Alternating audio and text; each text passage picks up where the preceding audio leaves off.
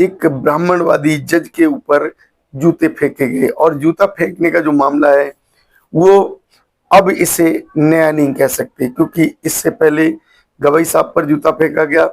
और जिस तरीके से सीजीआई साहब को प्रधानमंत्री जी ने फोन किया था, उसी तरीके से क्या प्रधानमंत्री जी पुरोहित जी को भी कॉल करेंगे?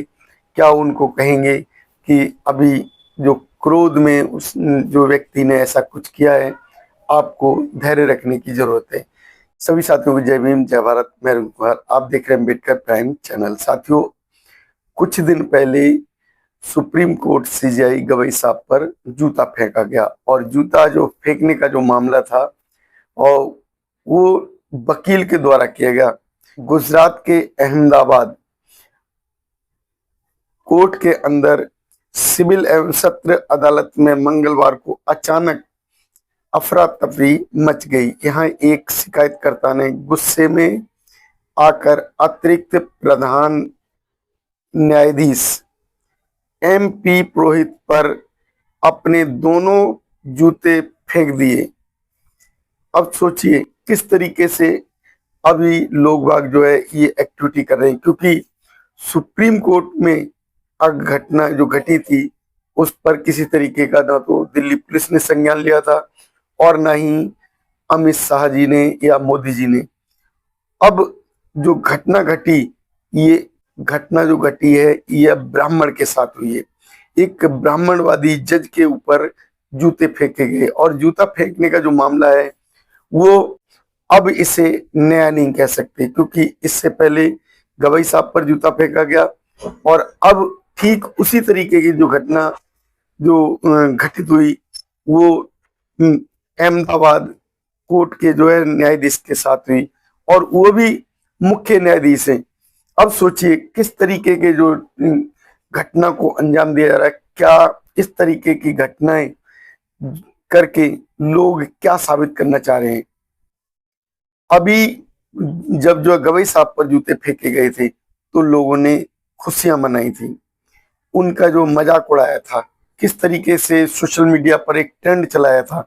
लेकिन अब जब जो है एक ब्राह्मण जज के ऊपर जूते फेंके गए, क्या ये जो मजाक उड़ाने वाले लोग हैं, गवई साहब का जो मजाक उड़ाने वाले लोग थे, वो लोग अब क्या ये ब्राह्मण जज का भी मजाक उड़ाएंगे?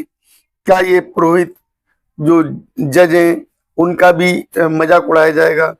ये जो इस तरीके के जो घटना करने वाले लोग हैं वो आखिर किस तरीके के लोग हैं, क्या सोच के ये घटनाएं कर रहे हैं? क्या उनकी जो सोच बनती है जिसके बाद वो इस तरीके की घटनाओं को अंजाम देते हैं?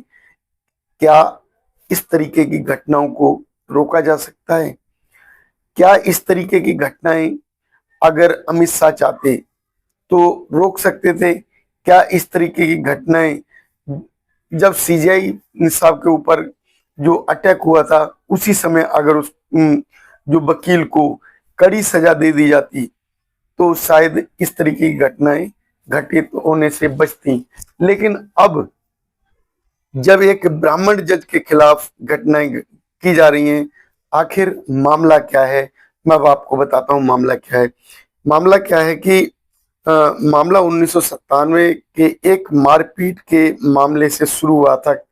इस केस में जब जो है जो 4 आरोपी व्यक्ति थे जिन्होंने 1 फुट जो क्रिकेट खेलने वाले बच्चे को पीटा था, उसके खिलाफ जो है जब ये केस किया गया तो केस करने के बाद जब जो आरोपी थे, जिन आरोपी 4 आरोपी थे, चारों आरोपियों को जब जो है हाई कोर्ट के द्वारा वो बरी कर दिया गया, तो जो लड़का था उसे अचानक जो है क्रोध आ गया। और क्रोध में वो एक अपने आपा खो गया और उसने अपने जूते उठाकर वो जज के ऊपर फेंकने शुरू कर दिए। सोचिए जो इस तरीके की जो स्थिति जो पैदा हो रही है आज के समय क्यों हो रही है? क्या इस तरीके की स्थितियों को रोका जा सकता है? अगर हमारे देश के अंदर जजों का इसी तरीके से अपमान होगा तो क्या कोई जज किसी तरीके से अपमान कराने के लिए कोर्ट में बैठेगा? क्या कोई जज जो फैसला देने से पहले वो सोचने को मजबूर हो जाएगा? क्या जो अभी मनु व्यवस्थाएं हैं या अभी वर्तमान सरकार, वो इस तरीके जो मजबूर कर रही है, उन्होंने जो है किस तरीके से जाति व्यवस्था को बढ़ावा दिया और किस तरीके से जाति व्यवस्था आज इस चरम पर पहुंच गई कि वो किसी भी तरीके से कोई भी केस करने में पीछे नहीं रहते हैं। और उनकी सोच किस तरीके की बन जाती है, क्या वो जजों को भी नहीं छोड़ते? इससे पहले भी जो है जो जज उन्होंने फैसले दिए, राम मंदिर के उसमें पक्ष में फैसला दिया गया, और राम मंदिर का जो फैसला था वो अपने आप में अहम फैसला था। उसके जो जज थे उन्होंने जो फैसला दिया था, एक ये हिंदू भावनाओं को महत्व देते हुए वो फैसला दिया था। लेकिन अभी जो फैसले हैं ये आम फैसले हैं। आम फैसलों में भी अगर ऐसी घटनाएं घटित हो रही हैं तो आज की जो स्थिति बन रही है वो क्या स्थिति है, कैसे ये अंजाम दिया जा रहा है? क्या अभी वर्तमान सरकार वो इस तरीके की घटनाओं पर कोई संज्ञान लेगी? क्या अभी की जो सरकार जो इस तरीके की जो घटनाएं हो रही हैं उन पर कुछ कहेगी?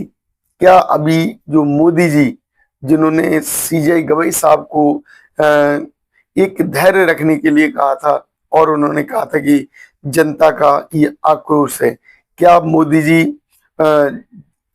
जज पुरोहित को फोन करके कहेंगे कि आप जो है शांत रहें, आप कुछ ऐसा कार्य ना करें? किसी तरीके से जो ऐसी भावनाएं हैं, क्या ब्राह्मणों की भी आहत नहीं होंगी?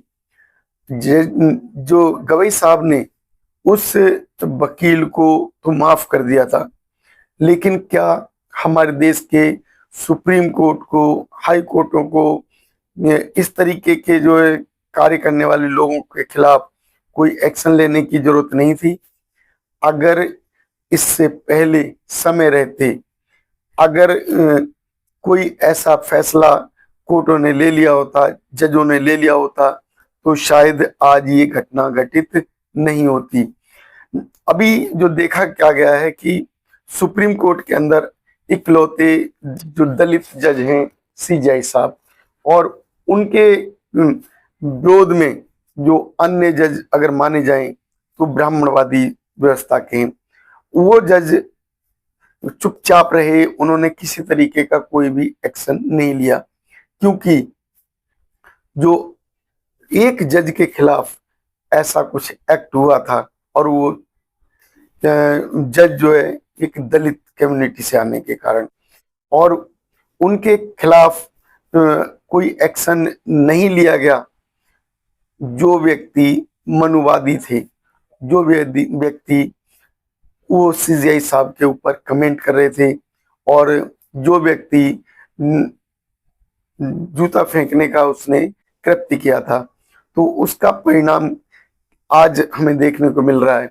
लेकिन अगर जो ब्राह्मणवादी लोग, ब्राह्मणवादी जज अगर सीजेआई साहब के पक्ष में खड़े हो जाते और कोई ऐसा फैसला देते, कोई ऐसा कदम उठाते जिससे सीजेआई साहब का जो अपमान करने वाले जो लोग थे, सीजेआई साहब के ऊपर जूता फेंकने वाला जो मनुवादी वकील था, उसको सबक मिलता, तो आने वाले समय में कोई और इस तरीके की घटना करने के लिए हिम्मत नहीं जुटाता।